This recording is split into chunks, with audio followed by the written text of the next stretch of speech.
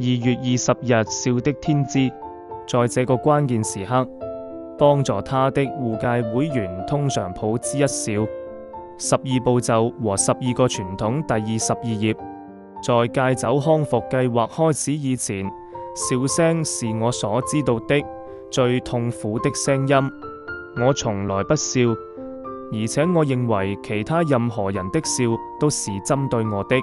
我的自憐與憤怒讓我拒絕了哪怕是最簡單的歡樂和輕鬆的心情。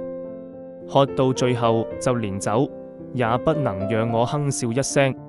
當我的 AA 開導人笑住指出我的自憐與自我欺騙時，我雖然感到煩惱和痛苦，但他教會我關注自己的康復，也使我容光煥發。我很快學會了對自己笑，後來還學會了讓我的開導人笑。每一天我都祈求上蒼的幫助，讓我停止對自己的傷害。